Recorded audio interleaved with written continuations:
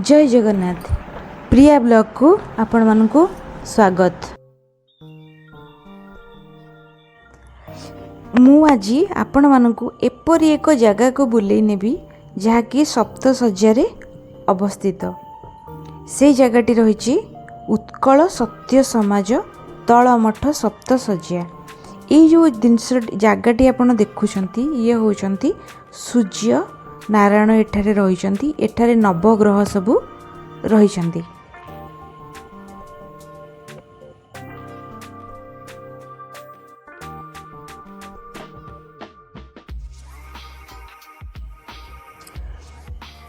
এই জায়গাটি सप्तशଯ୍ୟାରେ अवस्थित। यही जगार प्रभु कल्कि जे कि रामंक रूपरे रहिचंती। এই জায়গাটি अत्यंत सुंदर। सप्तशଯ୍ୟାର सौंदर्य अवर्णनीय। एते सुंदर परिवेश सह तल मठरे प्रभुंक दर्शन सह एठारे बुलिबार नियारा अनुभूति आपण এই জায়গাରେ नहीं पारिबे। सतरे এই জায়গাটি बहुत ही शांतिपूर्ण। चतुर्पार्श्वर परिवेश आपण मानकु निश्चिंत भावरे आपणक मन को छुईब।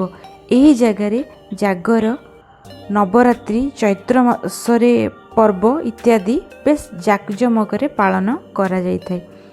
सप्तशଯ୍ୟାର सौंदर्य वर्णना करा जाय पारिबो नाही। बहुत सुंदर जगाटी। मु निश्चिंत भावरे सप्तशଯ୍ୟାରେ फुल वीडियोटी आपण मन पइका आउ थरे आनिया पइका चेष्टा करिबी। एबे आपण देखुचंती ये होचंती माँ अन्नपूर्णा। माँ अन्नपूर्णा को आपण एबे दर्शन करचंती।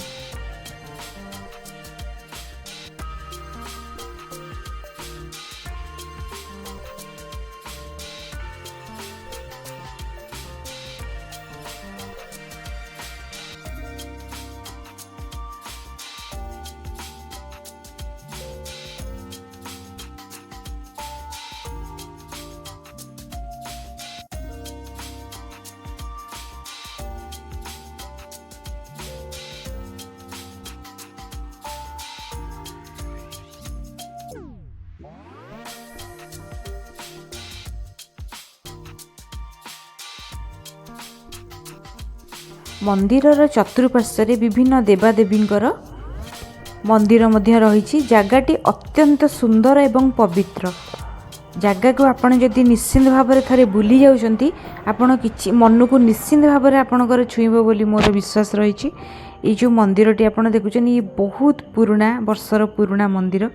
मंदिर कहिया गले एटा एहा एक मठ जहाकू तल मठ सप्तशଯ୍ୟାରେ ए जगहटी रही। एठारे गणेश विराजमान करचंती।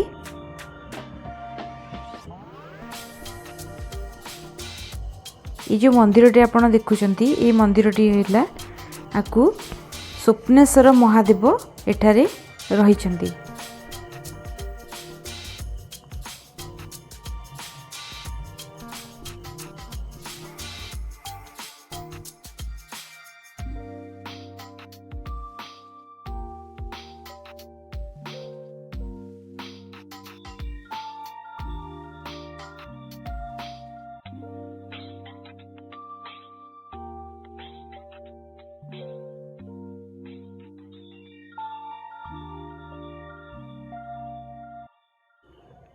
ता सहित आपण एबे ए मंदिर रे आमे एबे आपण आंकु देखिजंती ये होचनी स्वप्नेश्वर महादेव। ये तो गले तापरे मु आपण को गोटे जहा सहित एबे तांकु देखा करिया पेंका चाहूची।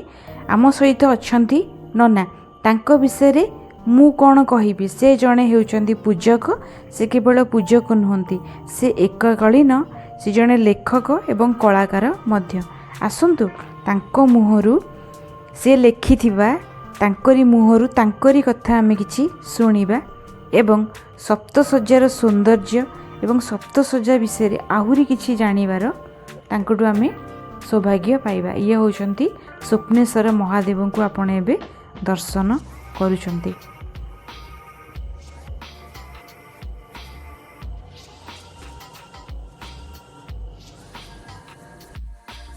आसंतु सुनिबा नन्ना कौन कहते।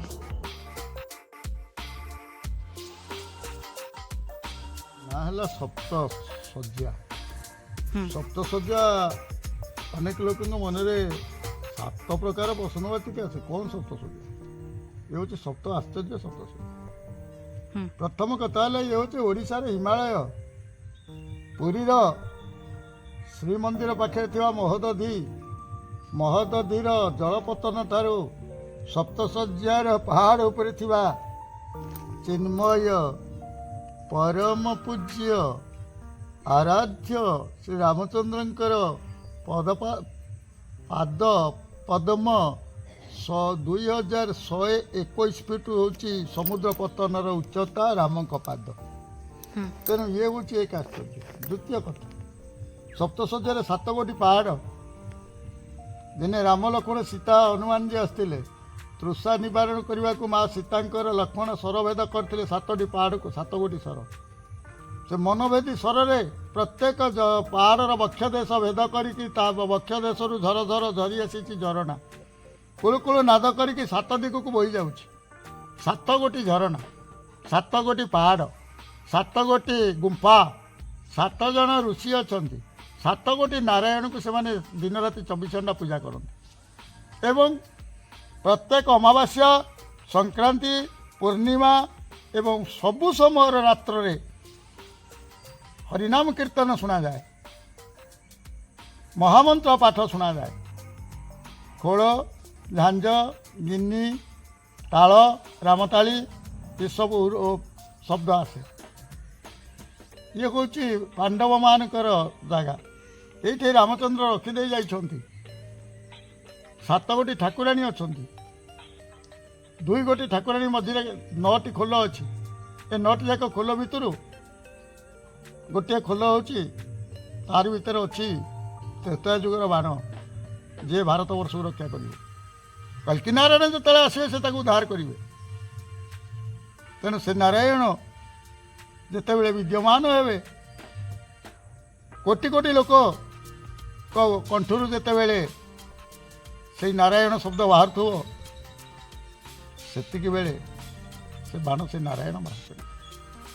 ସେ ବି ଜଗିକି ରଖିଛନ୍ତି। ଯୋଡ଼ିଏ ଦେବୀ ଜଗିଛନ୍ତି, ଗୋଟିଏ ଜେନା ଦେବୀ, ଗୋଟିଏ ବନ ଦୁର୍ଗା। ତେଣୁ ଇଏ ତ ଅନେକ କଥା। ଠାକୁର ତ ଅନନ୍ତ, ତାର କଥା ଅନନ୍ତ। ତେଣୁ ଯେତେବେଳେ ଓଡ଼ିଶାର ପୁଣ୍ୟତୀର୍ଥ ଗୁଡ଼ିକ ଭିତରୁ ଇଏ ଗୋଟିଏ ଅନ୍ୟତମ। ଢେଙ୍କାନାଳରେ ଆହୁରି କେତେ ଗୁଡ଼ିଏ ବି ପର୍ଯ୍ୟଟନ ସ୍ଥଳୀ ଅଛି। 10 ଗୋଟିରୁ ଇଏ ଗୋଟିଏ ବୋଲି ମୋ ଜାଣିବା କଥା। 10ଟି ପର୍ଯ୍ୟଟନ ସ୍ଥଳୀ ଢେଙ୍କାନାଳରେ, ସେଥିରୁ ଇଏ ହେଉଛି ଅନ୍ୟତମ। ତେଣୁ এই ସପ୍ତଶଯ୍ୟାକୁ ଢେଙ୍କାନାଳ ରାଜା ଆଉ ହରିହର ଦାସ ବାବାଜ ମହାରାଜଜୀ ଆଶ୍ରମ ପାହାଡ଼ ଉପରକୁ ରାସ୍ତା ଖୋଲିଥିଲେ। ସେତେବେଳେ ବି ପାଣିର ସୁବିଧା କରିକି ଚାଷୀମାନଙ୍କ ପାଇଁ କେନାଲ କରିଦେଇଛନ୍ତି। ଏଇ ରାସ୍ତା ଆଜି ସେତେବେଳେ ଛୋଟ ଥିଲା, ଆଜି ବଡ଼ ହୋଇଯାଇଛି। ତେଣୁ ରାଜବାଟୀର ଦିଅ ଇଏ, ଢେଙ୍କାନାଳ ରାଜବାଟୀ ଦିଅ ରାଣୀମାକୁ ତୁ ବନେଇଥିଲେ। ଇଏ ମହା ଆଶ୍ଚର୍ଯ୍ୟ। ତେଣୁ ସେ ରଘୁନାଥଜୀ, ଠାକୁରାଣୀ ସିଦ୍ଧେଶ୍ୱରୀ, ଆଉ ଏଠି ଉତ୍କଳ ସତ୍ୟ ସମାଜ ଯେଉଁ ବାବା ତିଆରି କରିଛନ୍ତି, ଏଥିରେ ସୂର୍ଯ୍ୟ ମନ୍ଦିର, ଦେବଦେବ ମହାଦେବ ସପ୍ତେଶ୍ୱରଙ୍କ ମନ୍ଦିର। ଯେହେତୁ ସପ୍ତ ନାରାୟଣ ଅଛନ୍ତି ଏ ଜାଗାରେ, ତେଣୁ ଠାକୁର ଦେବଦେବ ମହାଦେବଙ୍କ ନାଁ ହେଇଗଲା ସପ୍ତ ଈଶ୍ୱର ସପ୍ତେଶ୍ୱର। ତାଙ୍କ ପାଖରେ ରହିଲେ ଅନ୍ନପୂର୍ଣ୍ଣା, କାଶୀ ବିଶ୍ୱନାଥ ଟାଇପ୍ର। ତେଣୁ ଶଙ୍କରାଚାର୍ଯ୍ୟ କହନ୍ତି, ଅନ୍ନପୂର୍ଣ୍ଣେ ସଦାପୂର୍ଣ୍ଣେ ଶଙ୍କର ପ୍ରାଣବଲ୍ଲଭେ ଜ୍ଞାନ ବୈରାଗ୍ୟ ସିଦ୍ଧାର୍ଥ ଭିକ୍ଷାଂ ଦେହି ଚ ପାର୍ବତୀ ମାତା ଚ ପାର୍ବତୀ ଦେବୀ ପିତା ଦେବ ମହେଶ୍ୱର ବାନ୍ଧବା ଶିବ ଭକ୍ତାସ ଭୁବନ ସ୍ୱଦେଶତ୍ରାୟ। ତେଣୁ ଏହି ଜାଗାରେ ଦଶହରା ବହୁ ଆଡ଼ମ୍ବର ସହିତ ପାଳନ କରାଯାଏ। ଠାକୁରାଣୀର ନବରାତ୍ର ହୁଏ ଚୈତ୍ର ମାସରେ। କଳ୍କି ନାରାୟଣଙ୍କର 3 ଦିନ ବ୍ୟାପୀ ଯଜ୍ଞ ଚାଲେ। ରବି, ଚନ୍ଦ୍ର, ମଙ୍ଗଳ, ବୁଧ, ବୃହସ୍ପତି, ଶୁକ୍ର, ଶନି, ରାହୁ, କେତୁ ଦଶା ଅନୁସାରେ ମନ୍ଦିର ସଜା ହେଇଛି। ନବଗ୍ରହ लक्ष्मी नृसिंह शालग्राम लक्ष्मी नारायण राधाकृष्ण अच्छा लक्ष्मी सरस्वती अच्छा 10 महाविद्या मंदिर स्वतंत्र अच्छे एतद व्यतीत कल्की नारायण अंडरग्राउंड अच्छा महावीर पाखे अच्छा तेणु ये हूँ शांति तपोवन ये जगार जदि आप 5 मिनिट बसवे ताले शांति कुआड़ू कुआड़ू पलि आस घर द्वार भल मंद हानि लाभ पाप पुण्य आप सकल विषय भूलिजी तेणु यही हूँ से सप्तशଯ୍ୟାର उत्कल सत्य समाज जेला अन्नपूर्णार क्षेत्र क्षेत्राधिष्ठात्री अन्नपूर्णी परम वैष्णवी प्रतिभता शिरोमणि सतीश जगत जननी त्रिजगत जननी अमृतमयी कल्याणमयी तार पणत कानी 3 जगत चलुच से तो इच्छामय प्रकृति स्वरूप उत्पत्ति प्रलय स्थिति तारी हाथ खेल तेणु से अमृतमय की प्रणाम कर विश्व से अमृत परिवेशन कर समस्त को शांतिमय जय जगन्नाथ जय जगन्नाथ जय जगन्नाथ वासुदेवाय धीमहि तन्नो विष्णु प्रचोदयात् म्लेच्छ निधन करयसि करबालम धूमकेतुमिव किमपि करलम केशवधृत कल्कि शरीर जय जगदीश हरे हरे जय जगदीश हरे कह कली जुग कला ठाकुर कली रे तो कला केते प्रकार कली कर्मश करने को दूर कली रे प्रकट कल्कि अवतार खगवासन हे जग जीवन खल बुद्धि चार नंद नंदन क्षिप्रे हाथे डाके गजराजन क्षितिरे अर्दिदर्शन प्रेषेदन गोपे गोप गोपी मन मोहिल गोपाल गोठरे गाई जगिल गोपी मानकर पालटा चोरी गोपी मार चिया मुरली धारे घन बरन विपिन सुंदर झेनी बिजुड़ी कन्यारत्न सार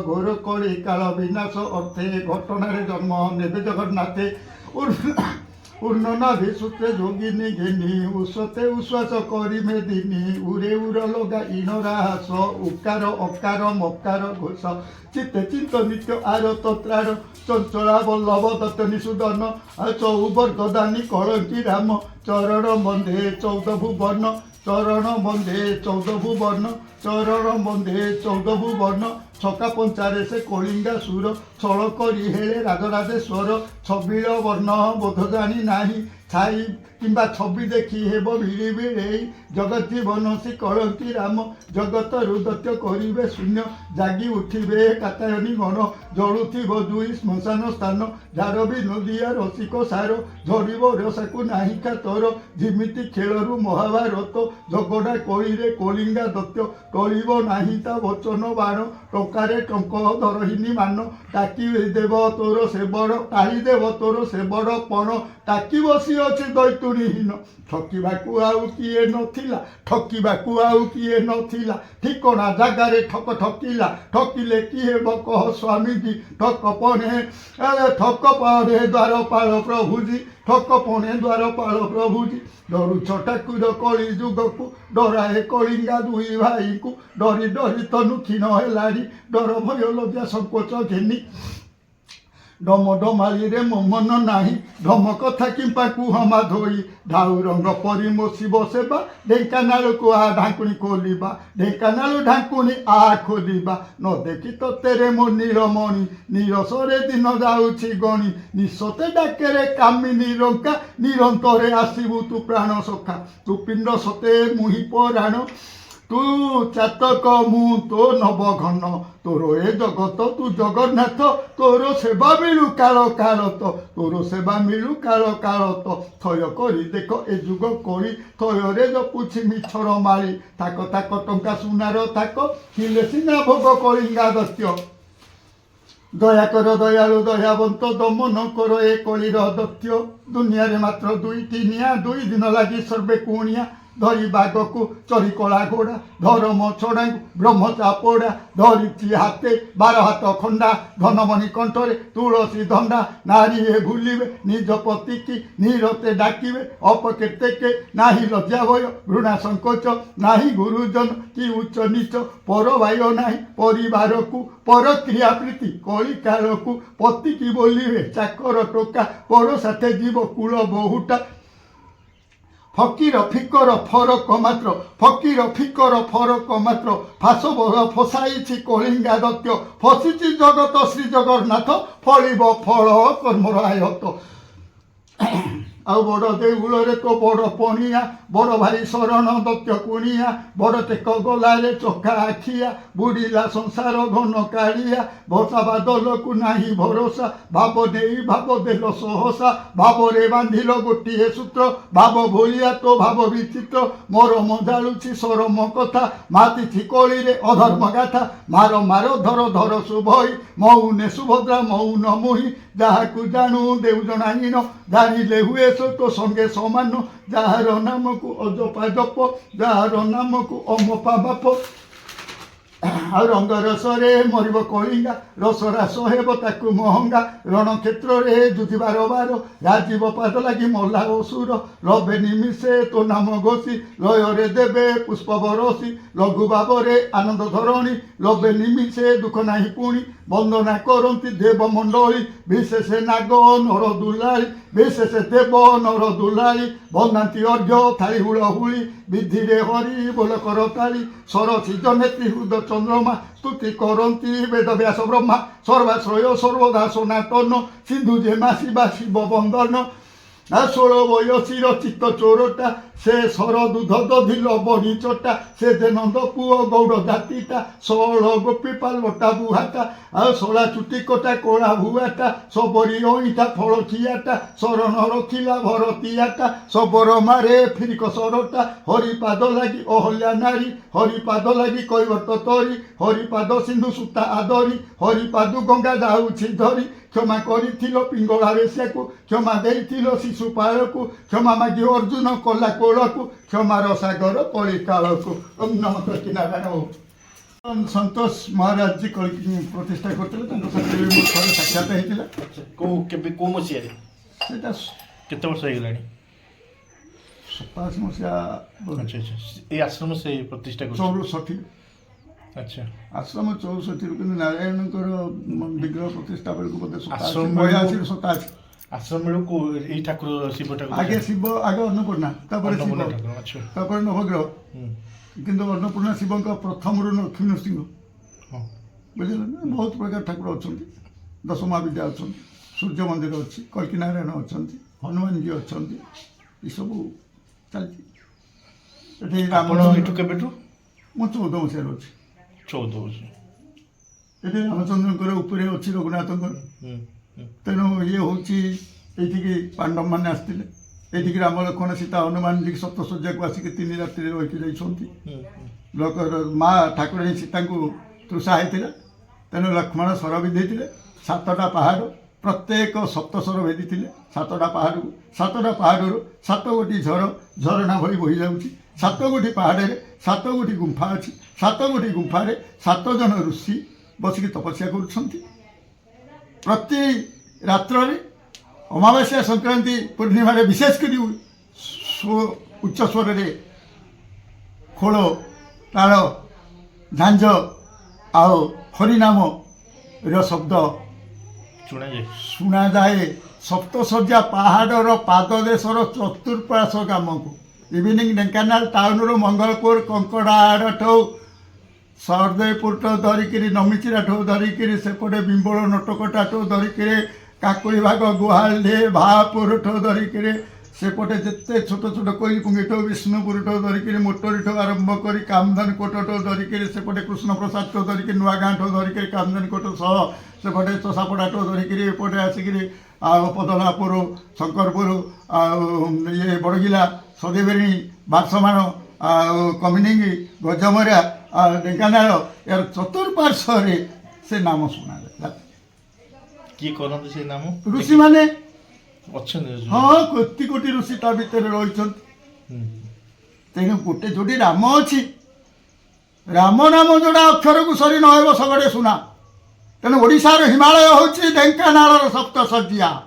ଇଏ ହେଉଛି ପୁରୀ ସମୁଦ୍ରର ପତନ ଠାରୁ 2121 ଫୁଟ ଉଚ୍ଚତା ରାମଙ୍କର ପାଦଦେଶ। ତେଣୁ ୟାକୁ କେତେ ଲୋକ ମୁନି ଋଷିମାନେ ବି ମଧ୍ୟ କେତେ ବିଜ୍ଞ ଲୋକମାନେ, ସାଧୁ ପଣ୍ଡିତମାନେ, ସନ୍ନ୍ୟାସୀମାନେ କହନ୍ତି ଓଡ଼ିଶାର ହିମାଳୟ ଏଇ ଢେଙ୍କାନାଳର ସପ୍ତଶଯ୍ୟା। ଇଏ ହେଉଛି ପର୍ଯ୍ୟଟନସ୍ଥଳୀ। ମୁଁ ୟା ପାଇଁ ଲେଖିଛି ଗୋଟେ ଯେ ଭାରତ ଦେଶେ ଅନନ୍ୟ ଓଡ଼ିଶା ପ୍ରଦେଶ, ତନ୍ମଧ୍ୟ ଢେଙ୍କାନାଳ ଜିଲ୍ଲା ଅବସ୍ଥିତ। ସଦର ବ୍ଲକ ସପ୍ତଶଯ୍ୟା ପଞ୍ଚାୟତ, ବଡ଼ଗିଲା ନାମେ ଗ୍ରାମ ସୁନ୍ଦର ଶାଶ୍ୱତ। ବଡ଼ଗିଲା ଦାଣ୍ଡ ଅତି ଶୟ ମନୋରମ, ବିଜୟ ଆଦିଶକ୍ତି ପ୍ରଭୁ ଲକ୍ଷ୍ମୀ ନାରାୟଣ। ଝର ଝର ଝର ଘଣ୍ଟିଆ ଝରେ ଅବିରତ, କୁଳ କୁଳ ନାଦ, କୁଳ କୁଳ ସ୍ୱର୍ଣ୍ଣ କୁଳ କୁଳ ନାଦ ସ୍ୱର୍ଣ୍ଣ ବିମୋହିତ। ତଟିନୀ ତଟ ପାଦପେ କୋକିଳ କାକଳି, ଗୋଗସ୍ତରୁ ଶୁଭୁଥାଏ ଗୋବସ୍ତା ଅବାଳି, ସ୍ୱଚ୍ଛକ୍ଷେତ୍ର ଦିଶୁଥାଏ ସବୁଜ ଶ୍ୟାମଳ। ବୋମେ ଉଡ଼ି ଯାନ୍ତି ବଗ ପନ୍ତି ମାଳ ମାଳ, ସାବରୀ କ୍ଷେତ୍ରେ ଉତ୍ତମ ଏହି କ୍ଷେତ୍ରରାଜ। ଗୁପ୍ତ ମର୍ତ୍ତ୍ୟ ବୈକୁଣ୍ଠେ ବିଜୟ ରଘୁରାଜ। ଏ ହେଉଛି ମର୍ତ୍ତ୍ୟର ଗୁପ୍ତ ବୈକୁଣ୍ଠ। ତେଣୁ କହିକି ନାରାୟଣ ଅଣ୍ଡରଗ୍ରାଉଣ୍ଡ ଭିତରେ ଅଛନ୍ତି। କିଏ କହିବ ତା କି ବୋଲନ୍ତି? ସେ ତ ଅନନ୍ତ, ତା କଥା ଅନନ୍ତ। ନାରାୟଣ ହେଉଛି ଅନନ୍ତ, ବିଷ୍ଣୁ ଯେ ବିଶ୍ୱକୁ ବସଟକାର ଉପରେ ଧରିଛି। ତେଣୁ ସେ ଅମୃତମୟ, ତାର ଗାଥା, ତାର କଥା, ତାକୁ ଶ୍ରବଣ କରିବା, ତାକୁ କୀର୍ତ୍ତନ କରିବା, ତାକୁ ଚିନ୍ତନ କରିବା। ସେ ତ ପରମାନନ୍ଦ, ସେ ତ ଆଦିକନ୍ଦ, ସେ ତ ସଦାନନ୍ଦ, ସେ ତ ବିଚିତ୍ରାନନ୍ଦ, ସେ ତ ହୃଦୟ ବିହାରୀ, ସେ ତ ବିପିନ ବିହାରୀ, ସେ ତ ଜଗତ ବିହାରୀ।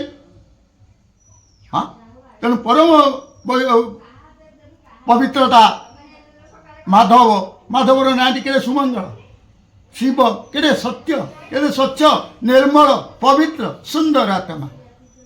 ତେଣୁ ଆତ୍ମାକୁ ଆତ୍ମା ଯେବେ ସମୟରେ ପରମାନନ୍ଦେ ସେ ବି ହେବେ। ଆମେ ଯଦି ଆମ ମନଟାକୁ ନିର୍ମଳ କରିଦେବା, ହୃଦୟଟାକୁ ନିର୍ମଳ କରିଦେବା, ହୃଦୟ ଆମର ସାତ୍ତ୍ୱିକତା ରହିବ, ବେଶ ପୋଷାକ ସାତ୍ତ୍ୱିକତା ରହିବ, ଖାଦ୍ୟପେୟ ସାତ୍ତ୍ୱିକତା ରହିବ, ତେବେ ଆମେ ତାହାର ସାନ୍ନିଧ୍ୟ ଲାଭ କରିପାରିବା।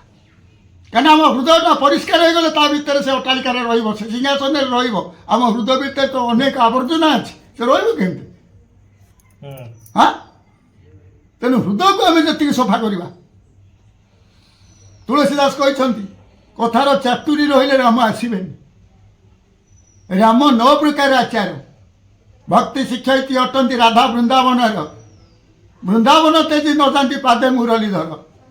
ଗୋଟିଏ ଘଡ଼ି ହେଉଛି 45 ମିନିଟ୍। ବର୍ତ୍ତମାନ ସ୍କୁଲରେ 8ଟା ପିରିୟଡ଼, କିନ୍ତୁ ବୃନ୍ଦାବନରେ ରାଧାରାଣୀ 9ଟା ପିରିୟଡ଼ ଦାନ କରିକି ଶିକ୍ଷୟିତ୍ରୀ ହେଇଥିଲେ, ଶିକ୍ଷା ଦେଉଥିଲେ। ହାସ୍ୟ, ଦାସ୍ୟ, ଗୋପୀଭାବ ଏଇଭଳିଆ ଟ୍ରେନିଂ ଦେଉଥିଲେ ଭକ୍ତି 9 ପ୍ରକାରର। ସେମିତି ରାମଚନ୍ଦ୍ରଙ୍କର ଆଚାର, ନବମୀରେ ରାମ ଜନ୍ମ ହୋଇଛନ୍ତି, 9 ପ୍ରକାର ଆଚାର। ତେଣୁ ତାକୁ ଯଦି ଆମେ ସ୍ମରଣ, ଚିନ୍ତନ, କୀର୍ତ୍ତନ, ଅଚ୍ୟୁତାନନ୍ଦ ତ କହିଲେ ଏରା ସବୁ କିଛି ଆବଶ୍ୟକ ନାହିଁ, ମୋତେ ମୁଇଁ ଚିହ୍ନି ପାରିଲେ ସୃଷ୍ଟିକି ଚିହ୍ନିଲି। ବାୟା ତ ସେଇଆ କହିଲା ଯେ ଜଣେ କହି ଜଣେ ମାନିଲେ 2 ଜଣ ଜ୍ଞାନୀ, ଜଣେ କହି ଜଣେ ନ ମାନେ 2 ଜଣ ଅଜ୍ଞାନୀ। ଆପେ ଆପଣଙ୍କୁ ଚିହ୍ନିଲେ ତୁଟି ଯାଏ ବାସନା, ଆପେ ଆପଣଙ୍କୁ ଚିହ୍ନି ନ ହେଲା ବାଇଆ ସିନା ବାଇଆ ଗୀତା। ତେଣୁ ଶ୍ରୀମା ଶ୍ରୀ ଅରବିନ୍ଦ କହିଛନ୍ତି, ପ୍ରତ୍ୟେକ ମହାପୁରୁଷ ମାନେ ଅଭିରାମ କହିଛନ୍ତି, ବାର ବାର ବାର ବାର ଏଇ ଜଗତକୁ ଆସିଛନ୍ତି। ଆଉ ବିଶେଷତ୍ୱ ଆଖି ଖୋଲିଲେ ରାମକୃଷ୍ଣ ଜଗନ୍ନାଥ, ଆଖି ବୁଝିଲେ ଶ୍ୟାମ ଆଦେଶର, ମହାଭାରତ ବର୍ଷର ଓଡ଼ିଶା ପ୍ରଦେଶର ଢେଙ୍କାନାଳରେ ଅଛି ମହିମା ଲେଖ ନିରଞ୍ଜନ। ତେଣୁ ମହିମା ସ୍ୱାମୀ ଏଇ ଢେଙ୍କାନାଳକୁ ଆସିଥିଲେ। ତାଙ୍କ ପରେ ଆସିଲେ ଅନନ୍ତ ମହିମା ସ୍ୱାମୀ, ୟା ପରେ ଆସିବେ କଳ୍କି ନାରାୟଣ। ତେଣୁ ପ୍ରକଟ ରୂପ କେହି ଜଣେ ତମ ଭଳିଆ ମୋ ଭଳିଆ ଅଛନ୍ତି, ଯିଏକି ଗୁପ୍ତରେ ଅଛନ୍ତି। ସେ ଠିକ୍ ଟାଇମ୍ରେ ନୀଳ ଧବଳ ରୂପ ହେବେ। ବୋଇଲେ ତାଙ୍କ ଶରୀରଟା ନୀଳ ଧବଳ ହେବନି। ନୀଳ ବୋଲନ୍ତେ ଶାନ୍ତି, ଧବଳ ବୋଲନ୍ତେ ସତ୍ୟ। ସେ ହେବେ ସତ୍ୟ ଆଉ ଶାନ୍ତିର ପ୍ରତୀକ। ତାଙ୍କ ହାତରେ 4ଟା ଆୟୁଧ ଅଛି। ବନ୍ଧୁକ, ପିସ୍ତଲ, ଖଣ୍ଡା, ଛୁରୀ ନୁହଁ। ସତ, ଶାନ୍ତି, ଦୟା, କ୍ଷମା। ସତ, ଶାନ୍ତି, ଦୟା, କ୍ଷମା, ପ୍ରୀତି ମୈତ୍ରୀର ଗନ୍ତାଘର। ହଁ, ସେ ଅଙ୍ଗମାନଙ୍କୁ ମ୍ଲେଚ୍ଛତା ନାଶ କରିବେ। ସେ ଯେଉଁ ଖଣ୍ଡାଟା ଧରିଛନ୍ତି ତାଙ୍କ ବାକ୍ୟବାଣ ଖଣ୍ଡା। ସେ ମଣିଷକୁ ସଦଜ୍ଞାନ ସଦଶିକ୍ଷା ଦେବା ପାଇଁ ଆସୁଛନ୍ତି। ସେ କାହାକୁ ମାରିବାକୁ ଆସନ୍ତିନି। ସେ ଯଦି ମାରିବେ ରଖିବ କି ସେ? ରଖିଲେ ରଖ ଜଗନ୍ନାଥ ଆଉ ନାହିଁ ରଖନ୍ତା ତୁମ୍ଭେ ନ ରଖିଲେ ବାସିଲି ଶୁଣି ହୁଅ ଚିନ୍ତା। ତେଣୁ ଜଗନ୍ନାଥ ଯେତେବେଳେ କଳ୍କି ରୂପ ପ୍ରକଟ ହେବେ ଏ ସନ୍ତାନ ତ ସବୁ ଯାକ ତାଙ୍କର। ଯୁଗକୁ ଯୁଗ ହିଁ ମୋତେ ପରମାନନ୍ଦ ଏ ଜଗତେ କେତେବେଳେ ଯୁଗ ସରିଲା ବେଳେ କେତେ ମରିଲେ। ଆଉ ଜନ୍ମ ଯାହାର ହେଇଛି ମୃତ୍ୟୁ ତ ତାର ଅବସମ୍ଭାବୀ। ପୁଣି ମୃତ୍ୟୁ ହେଲେ ପୁଣି ଜନ୍ମ ନବ। ଯାବତ ଜନ୍ମ ତାବତ ମରଣ ତାବତ ଜନନୀ ଜଠର ଶୟନ ଏଇ ଦସ୍ଫୁଟ ତର ଦୋଷ କଥମପି ମା ନବ ତବ ସନ୍ତୋଷ। ହଉ ଜୟ ଜଗନ୍ନାଥ ଜୟ ଜଗନ୍ନାଥ ଜୟ ଜଗନ୍ନାଥ ଜୟ ଶ୍ରୀ। ସେପଟରେ ଆମେ ଦେଖିଲେ ଏପଟ ସାଇଡ଼ରେ ଆମେ ଦେଖିବା ଏପଟେ ହନୁମାନ ରହିଛନ୍ତି। ତା ସହିତ ଆମେ ଯଦି ଏଇଭଳି ଭାବରେ ଆମେ ଯାଉଛେ ଇଏ ହେଉଛି ମନ୍ଦିରର ଚତୁଃପାର୍ଶ୍ୱର ଦୃଶ୍ୟ। ଆମେ ଯଦି ଯାଉଛେ ମନ୍ଦିରରେ ବିଭିନ୍ନ ଠାକୁରଙ୍କର ସବୁ ଅବତାରର ଏଠାରେ ସବୁ ବର୍ଣ୍ଣିତ କରାଯାଇଛି। ଆଉ ଆମେ ଯଦି ଟୋଟାଲ ମନ୍ଦିରର ତଳକୁ ଯାଉଛେ ଏମିତି ପାହାଚ ରହିଛି ତଳକୁ ଆମେ ଯାଉଛେ ଏଇଠାରେ କଳ୍କି ଯିଏକି ରାମଙ୍କ ଅବତାରରେ ଏବେ ଏଠାରେ ପୂଜା ପାଉଛନ୍ତି। ତାଙ୍କୁ ଚାଲନ୍ତୁ ଆମେ ଦର୍ଶନ କରିବା। ଇଏ ହେଉଛନ୍ତି ପ୍ରଭୁ କଳ୍କି ଯିଏକି ରାମ ରୂପରେ ଏଠାରେ ପୂଜା ପାଉଛନ୍ତି।